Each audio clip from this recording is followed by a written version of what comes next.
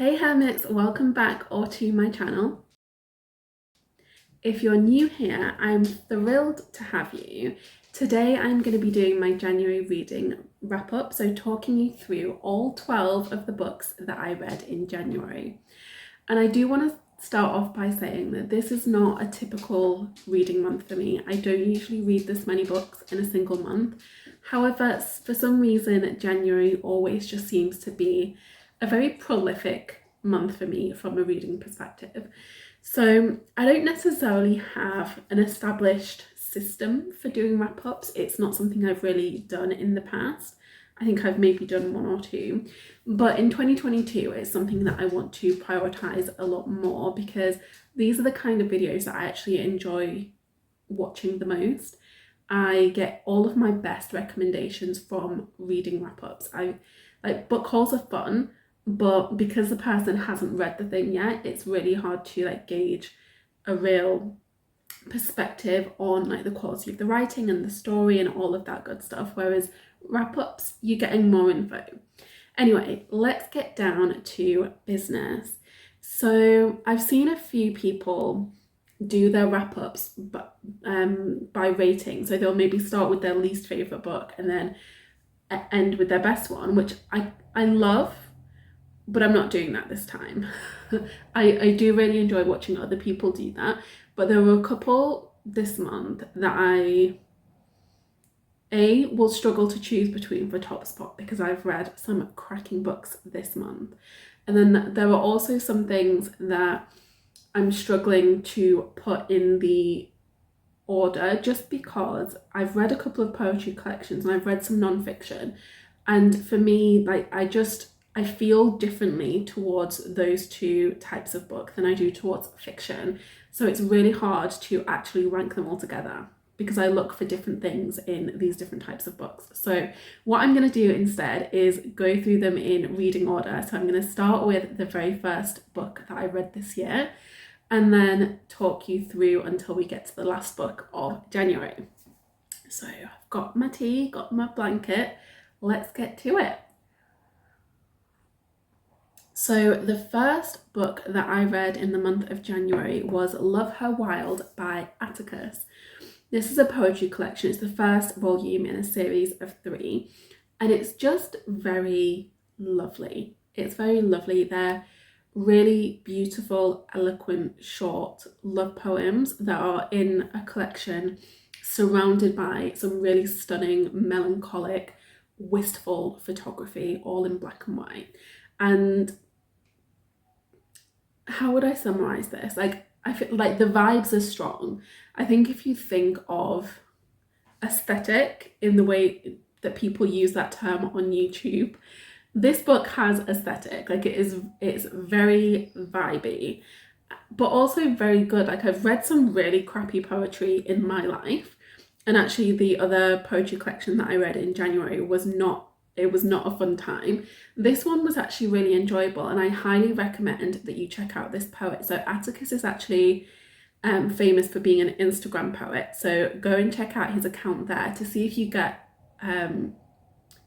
that kind of flicker, that feeling for his writing. But it is very melancholic, very beautiful, like I said, very wistful. I think you could liken his style to Nikita Gill and Amanda Lovelace. They're not exactly the same, but it's the same sort of feeling that you get from reading his poetry. And there are just those moments, and I don't know if you get this when you read poetry, but there are these moments where you will read a single line or you'll get a single image and you just get that almost instinctive reflex of, I feel that, I've experienced that, that put words to a sensation that I have had that I've never been able to articulate before. And Love Her Wild does have a fair few moments like that. So I would definitely recommend it, especially if you're just getting into poetry. It's a really nice way to get a taste for poems because, like I said, they're all short, they're all accessible. It's not really complicated. It's not really complex language. There's not a lot of structure get your head around. Like it would be a really great place to get started. And I do think that I will be taking a peep at volumes 2 and 3 of the collection. So the second book that I read in the month of January was Culty by Mariana Zapata. So this was actually the buddy read for Books with Chloe's Patreon. And I'm a member, so I definitely joined in. And it was actually seeing that this book was going to be the January book that made me think I want to be a member. Because I kind of love Mariana Zapata. Don't get me wrong, she's had a couple of misses in my opinion, but overall love the vibes. So I'm using the word vibes a lot today. I really do apologise for that. But Culty in a nutshell is a sports romance between a female football player and her coach, who back in the day was her favourite footballer, and she was obsessed with him. She wanted to marry him. The level of obsession that would cause somebody to like deface all of their posters when they find out their celebrity crush gets married. Like that's the kind of line that we're walking here. And there were things that I hated about this book. One thing in particular was that the word poop was used so many times that I just, no thank you. And I understand why she made that choice, so I'll give you some context. Obviously our main character Sal had once had this massive crush on Culty, the football player, and as I'm sure many people would feel if they are then suddenly surrounded by their celebrity fave, a lot of the time is they would try and find ways to humanize them so they can actually talk to them, they can have a conversation without going all fangirl. And so Sal's way was remembering, oh, like he poops like everybody else. But what that meant in Mariana Zapata terms is that like every other paragraph, she literally just said poop, poop, poop. Like she just kept saying the word poop incessantly. And it was really getting on my nerves. Like you could have got the point across mentioning it once that was her tactic for being around him. Like we didn't need that reminder. It irked me a lot, and it happened a lot in the first, I would say, third of the book. And it's a big book, it's like 500-600 pages, and so I was getting really irritated by that. And then the other thing that I didn't love is that, so Culty the footballer is German, and so we had an unnecessary amount of likening him to a Nazi, like calling him the Führer, comparing him to the Gestapo, like things like that.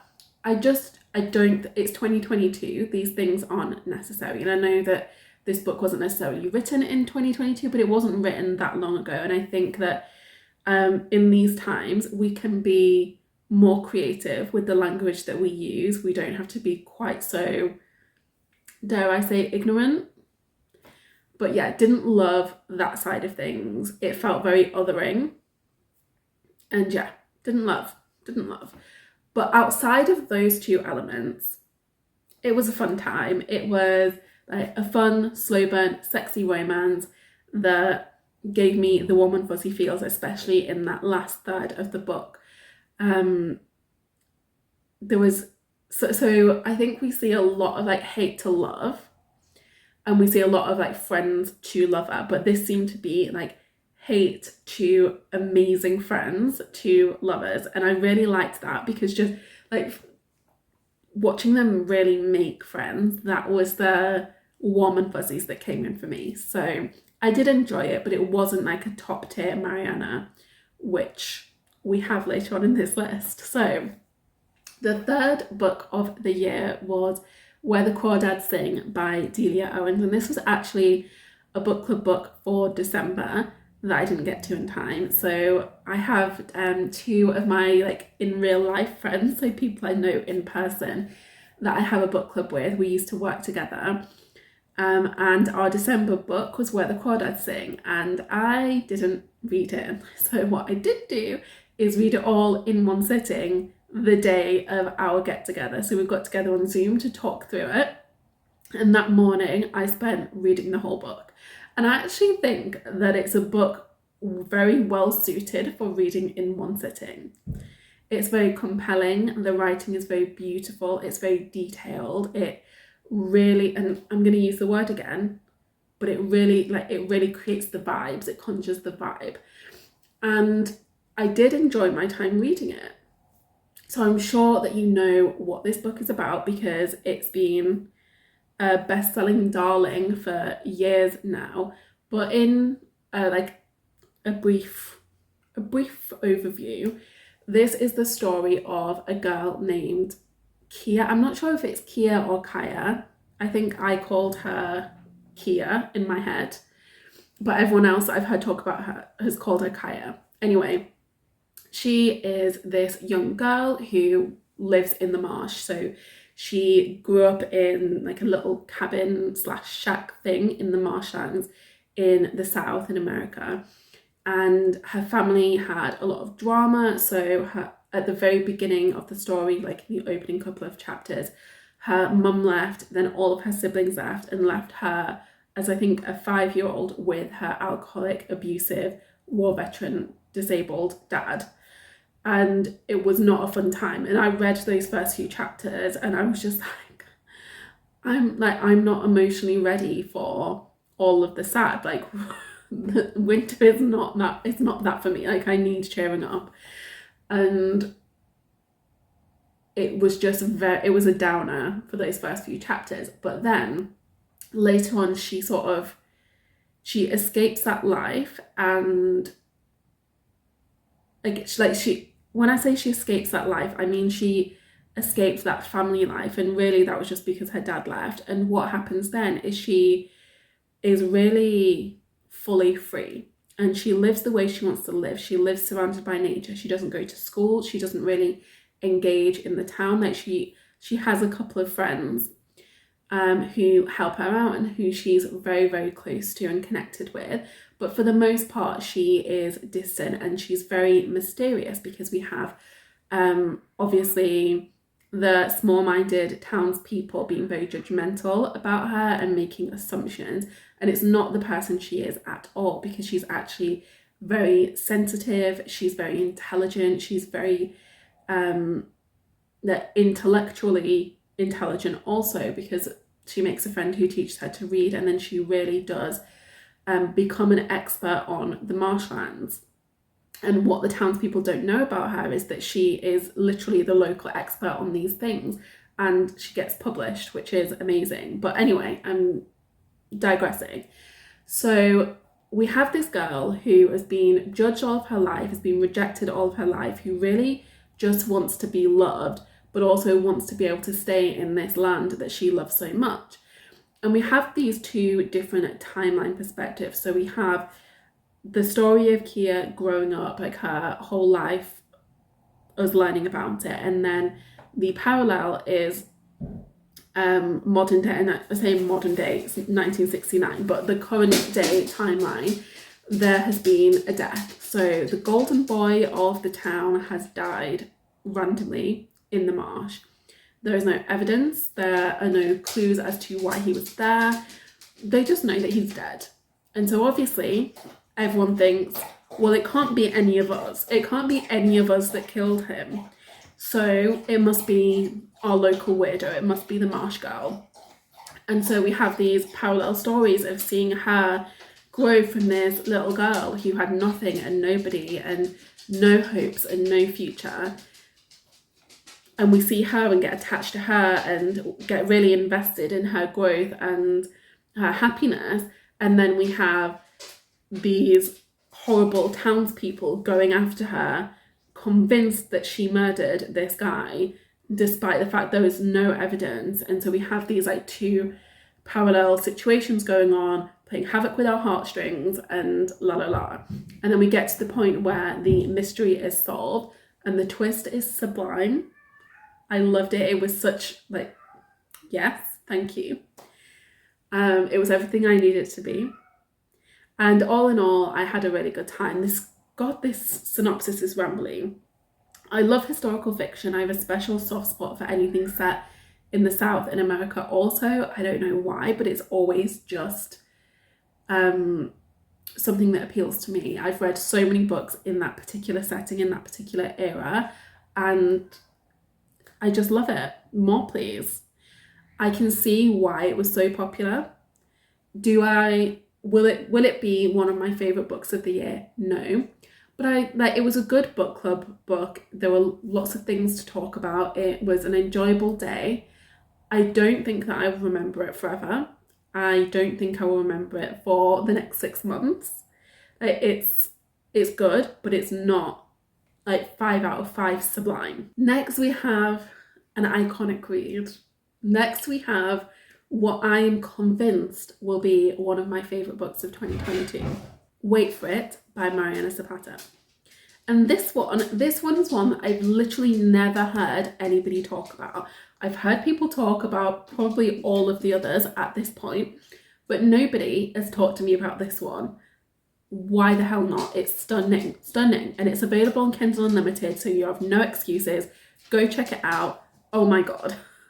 So Wait for It tells the story of Diana Casillas. So she is actually the cousin of Sal, who was the protagonist in Culty. And Diana, through some quite tragic circumstances, inherits these 2 little boys. So she is the guardian for her 2 nephews. And at the beginning of the book, they are moving into their new home. And across the road, there are a couple of mysterious men, both of which are very handsome. One who is an absolute bellend, and one who is chef's kiss impeccable. We love him, we love him, we love him, and I will marry him if he asks. And it's just about them really falling in love. Like, it's a Mariana Zapata book, it's a slow burn romance, we know where it's going, but we have this woman who is fiercely independent because she has to be, and has this immense responsibility of these 2 little boys. Despite the fact that she's young, I believe she's in her maybe like mid-20s. And one of the little boys that she is now taking care of is very into baseball. He's very gifted, so he's on the baseball team, and because they've moved to this new town, it's a new team. And she has to deal with a lot of nonsense. She has to deal with like bitchy mums, like really being nasty because she's young and pretty. She has to deal with like lecherous divorced dads coming on to her all the time. She has to deal with a lot, and then plus there's a lot of grief that she can't really allow herself to feel because she has to take care of these little boys. And there's all of this stuff that's going on, and then man across the road, who just happens to be the baseball coach, is really there for her despite being quite standoffish and grumpy at the start. And it's just the most stunning story. I could not stop reading it. I want to buy the physical copy so that I can read it again and again and again. I really did love it. I really loved it. Really, really, really, really. It's the number one Mariana Zapata book that I've ever read. And if you know, you know, that is saying something, because there are some others that are exceptional, but this one was the one. It was flawless. It was flawless, and I don't say that lightly. Next, we had Lemon by Kwon Yo-sun. And this was like a very melancholic crime mystery thriller. It's not, though. How do I even describe this book? I mean, it has a stunning cover. We'll start there. Stunning cover. It's translated from the Korean, and it tells the story of the aftermath of a crime. So many years ago, there was this teenage girl that was murdered. There were 2 suspects at the time. One of them was this like wealthy darling of the city. Everyone loved him, very popular, very handsome, had a rock solid alibi, but he was the last person seen with her. And then there was another young man who was poor, weird, people didn't like him, and he was the one who saw her last. So he saw her with the popular guy, and these were the 2 suspects. Everyone was convinced that the poor guy did it, obviously, but they didn't have any evidence either way, so nothing got solved. And it's not about unraveling the mystery. It's not about finding who did it. It's more about the impact of that situation on the people involved. And it's told from the perspectives of 3 different women. One is the younger sister of the girl who died. One is the popular girl at school who was like the second prettiest girl in the class after the one who was murdered. And then one perspective is from a new girl who was in the class with them, but who was kind of an outsider. She didn't have any friends yet, so she was very much the observer of the whole situation. And it was like an interesting way to structure a mystery, and it did bring like a lot more of the like emotional impact of a tragedy like that to the limelight, which I don't think is necessarily what is usually featured. Usually it's much more about the puzzle and the action. And so I did like that side of things, and that I thought the character study was really well done. However, I did have one issue with it, and that is that it was kind of confusing. So like I said, the story was told from the perspectives of 3 different women, and it kept jumping between them, but it didn't ever tell you whose perspective you were reading from. So it would take a page or 2 to actually figure out which one of the women were reading from in each chapter. And because I was constantly trying to think like, okay, like who is this? It was pulling me out of the story. So it felt like quite a disjointed reading experience. And then if you add to that it's a very short book, I think maybe 160 pages, something like that, I felt like I spent way too much of my reading time baffled. But I enjoyed the characters, I enjoyed the storyline, I enjoyed the way that it was wrapped up.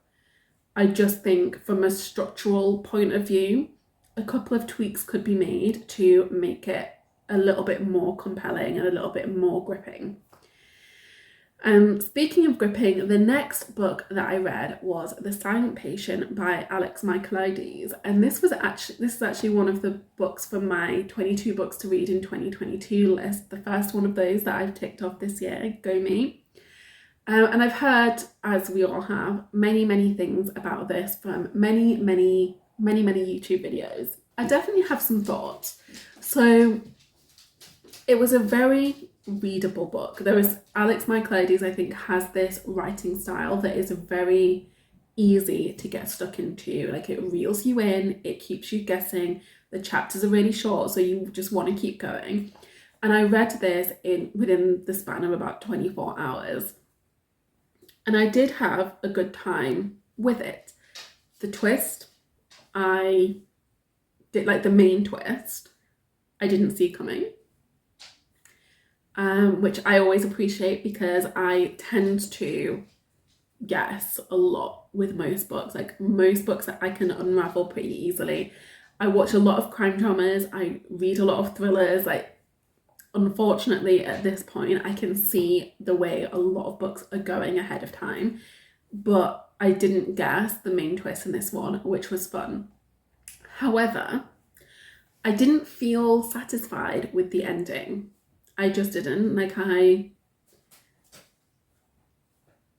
think I actually didn't want justice to prevail, which is awful. It's awful. But I didn't. I just didn't. And I have to be honest, I didn't want justice to prevail there. I wanted a different conclusion. And that did colour my reading enjoyment a little bit, just because I wanted a different ending.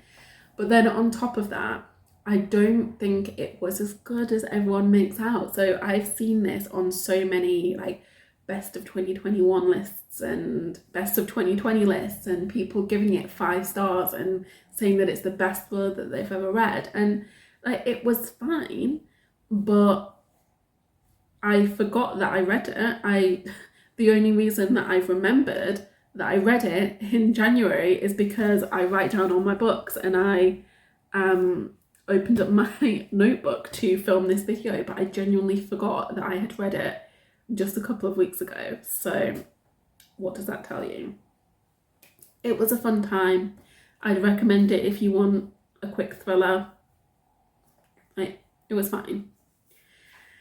Next, we have The Wall of Winnipeg and Me, which was my third Mariana Zapata book of January. This was the last one of hers for this year. For this month, not for this year. I'm not manifesting that. No. There will be more. There will be more read this year. But I'm going to try and ration myself a little bit. So The Wall of Winnipeg and Me tells the story of Vanessa, who is Diana from Wait For It's best friend. I should have read these in the reverse order. So The Wall of Winnipeg comes first and then Wait For It, but it's fine. Like they can be read as standalones, but they do have some crossover. So if you care about that kind of thing, just make sure you read The Wall of Winnipeg and Me before you read Wait For It. But this tells the story of Vanessa, who is the personal assistant to this extremely high maintenance football player. And ultimately she quits. She doesn't want to work for him anymore. She wants to be a graphic designer. That's what she studied. So she saved enough. She quits. She leaves. But not long passes before he is banging on her door saying, please come back. I need you. I'm Canadian. I'm about to be deported. Marry me so I can stay in the country. And like she does. Like, this isn't a spoiler. This is the synopsis of the book. She marries him, and it's just all about navigating that relationship. So in exchange for marrying him, he offers to pay off all of her student loans, which are hefty, and that's something that she's been really worried about, so she says yes. Anyway, this is about the relationship that develops when they're in this fake married situation, and obviously under the spotlight because he's a celebrity. And it was lovely. It was a lovely time. The first 18% irritated me slightly. And this is the case with quite a few Mariana Zapata books. Like that first, and it usually is exactly like 17 or 18%, that is just very repetitive. So we're reading this story from the perspective of a very introspective, insecure woman. And that seems to be like across the board just what these books are like. And she has the same repeating thoughts circling in her head for 18% of the book. And that can get annoying. But if you push through and get to 19%, then the magic starts happening. And this was stunning. And after I got to that point, I honestly sat there grinning while I was reading the whole time because I loved it so much. I was grinning. I must have looked demented, but it was such a lovely time. Highly recommend. Yes, thank you. The next book that I read in January was The Quiet at the End of the World by Lauren James. And this was the January book for the book club I mentioned. And it's not what I expected at all. So the way that we arranged this thing is each of us picked 3 books and then we put them in the spinner, and then every month we spin the spinner to pick the book that we're gonna read. So by the end of 9 months, we will have read all of the books that we chose. But this one was not one that I chose. So this one was, in fact, the one that I was dreading the most because it is set in, it's like a sci-fi dystopian sort of situation, set in a time in the future when there has been a pandemic that stopped humans from being able to have children. So there are no more babies being born. And it tells the story of these 2 young people who are the youngest people on Earth. I think there are only a couple of hundred people left living on Earth, and they've all moved to London so they can live together. And everybody else is very, very old, and there are just these 2 teenagers who are really going to have to carry the mantle for humanity. But then something starts happening, and they don't know if it's some kind of virus, a second pandemic, something that is slowly starting to get to all of the older people. And so there comes a point where these 2 teenagers are the only people left. Everybody else is on life support, and they need to try and figure out what's going on. Can they fix this? Can they work out how to heal the people that raise them and, you know, carry on living on Earth. And even if they can't, like, what do they do next? Like, can they just live, the two of them? What's going to happen? How are they going to do this? And it didn't go where I thought it was going to go, but I did really enjoy it. I did, and it really surprised me because sci-fi is not something I would pick. A fertility pandemic is not something that I would pick, but it was good. It was written for a YA audience, so it was very accessible. It was very quick moving. It was not too dark. What I will say is there was a love story in there that I just didn't think was necessary because it seemed very much like crammed into a couple of pages and sort of came out of nowhere. Didn't love that part. But what I did love is that the story was kind of told in two perspectives. So what happened earlier on is our two teenagers had been out exploring, and something that they love to do is finding old artifacts and things from throughout history just in like the riverbeds and in the caves and the tube lines, things like that. And at the beginning she finds this purse and it has someone's ID in and bank cards and all of that stuff. And so when she gets home, our main character, whose name I can't remember, Lowry, that's it, Lowry, she looks up this woman on the internet and she tries to find a bit about this woman's life story, and she finds her social media profile, and so she sort of starts going through, she like goes right back to the beginning and then starts reading through this woman's social media posts, and it gives you more of a perspective from when the first pandemic happened, which at this point is 85 years in the past. And so you're getting like the impact of that initial pandemic and what society was like and how it was reacting and how people were feeling, while also having this storyline of way in the future and what life is actually like now. And I really liked that. I loved the representation. I loved the love story in the historical timeline. That was really fun. And all in all, I would definitely recommend, especially if you're not a sci-fi person but want to start experimenting with that as a genre, because that's me and it was good for me. So not something that's gonna stick with me forever, not something I'm gonna reread, but I'm still glad that I did. And then we have another iconic god tier book that will be on my top books of 2022, I know, Mary Jane by Jessica Anya Bloor. So this has strong Daisy Jones vibes, but Daisy Jones mixed with Summer Sisters by Judy Blume. That seems like the most appropriate description for it. Either way, absolutely loved. This is the book of a young girl called Mary Jane, obviously, who is hired as a summer nanny for this doctor's family.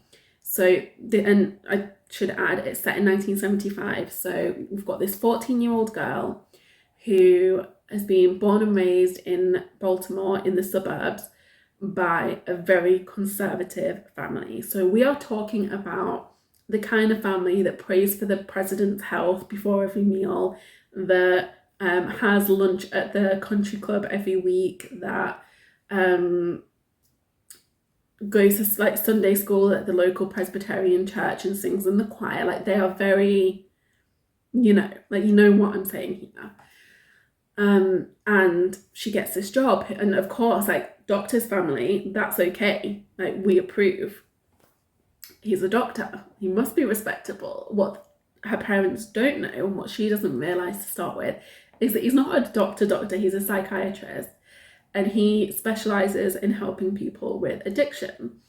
And so over the summer, he is having a patient come and move in with him to have like full-on hands-on treatment. And that patient is this famous rock star who is coming with his wife, who is very famous, who, like, she's given me kind of I don't know, like in between Marie Osmond and Cher vibes, this wife. And he is giving me like somewhere between David Bowie and Billy Idol. Like that, these are the kind of personalities that we're talking about here. And anyway, so these two characters are moving into the doctor's house. And nobody can know because obviously they're very famous and they want to be keeping this private while they're working with this doctor. And then in the house there is also the doctor's wife, who is a bit of a mess, and the doctor's daughter, who is adorable. I think she's like 5 years old, really, really sweet. And Mary Jane's job is to take care of the daughter, and she arrives in this house and everything is in chaos.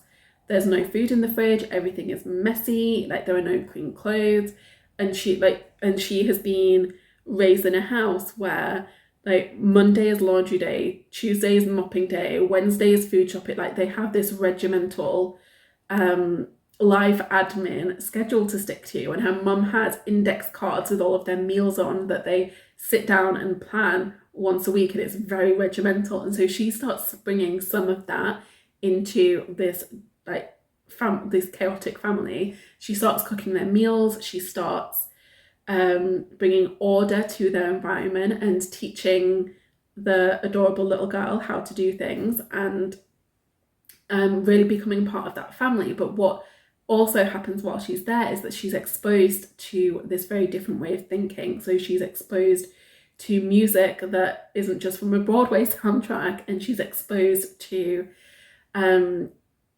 different like cultural ideas, and she's exposed to the struggles that a lot of people go through. And then to top it all off, she finds out that the family she's the nanny for is Jewish, which her parents do not know and would not approve of.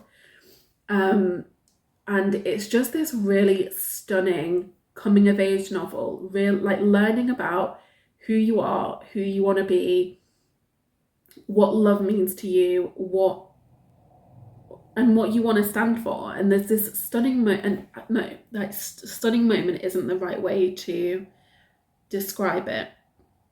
There's this powerful moment where she realizes that her parents are racist, and previously it never even occurred to her. It's not something that she'd even considered, but by being exposed to these people who are so different and so dynamic and have had such varied life experiences, she's confronted with some realities about her own family.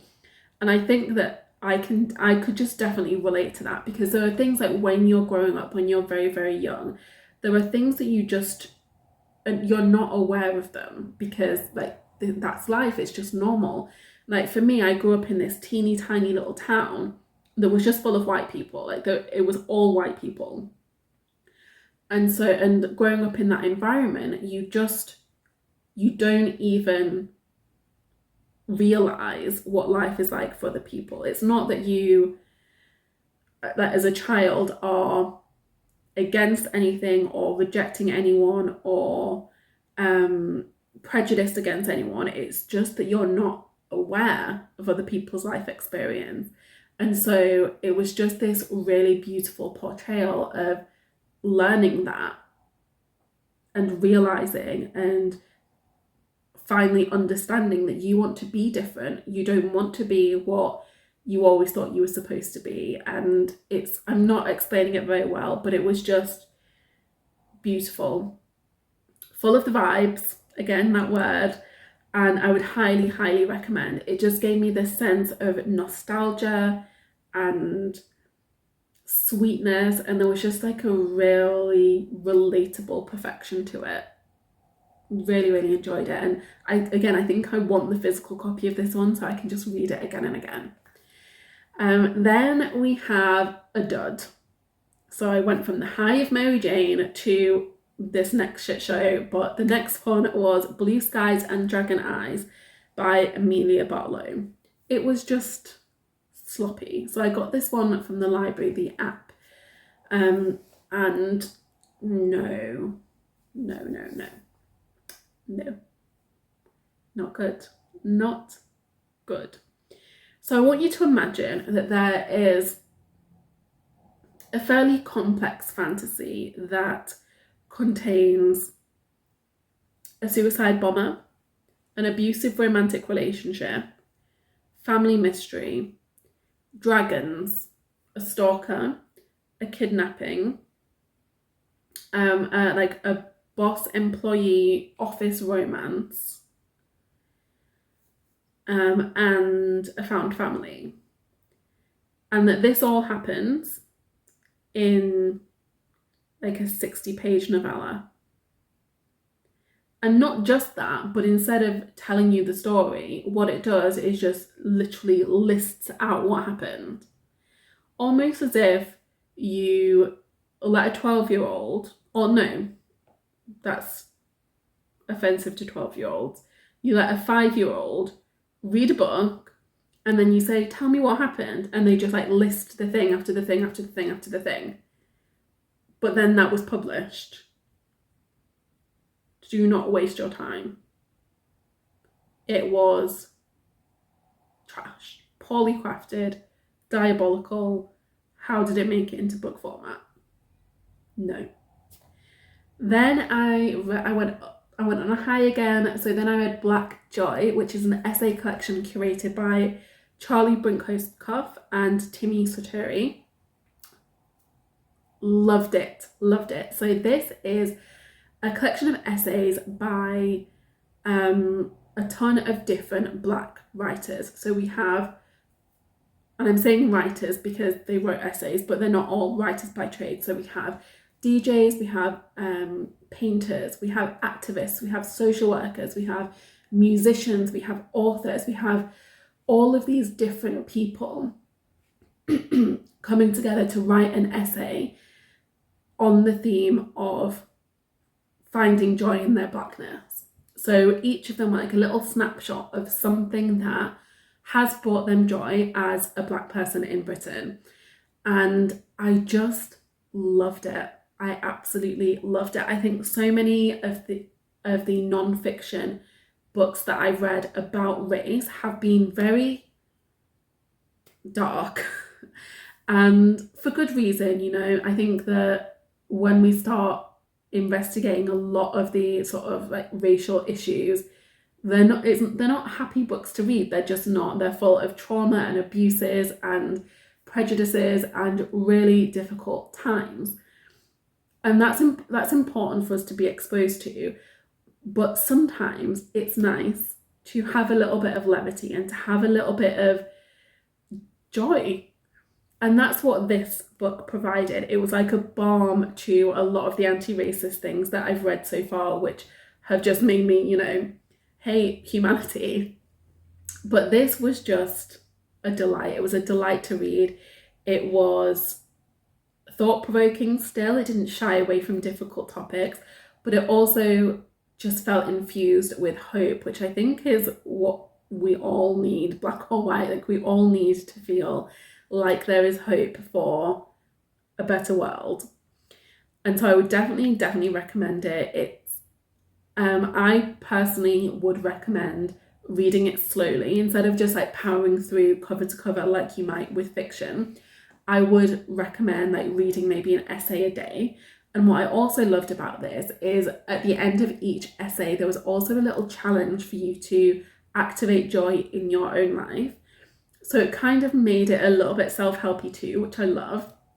But it was also accompanied by some stunning illustrations by different Black artists.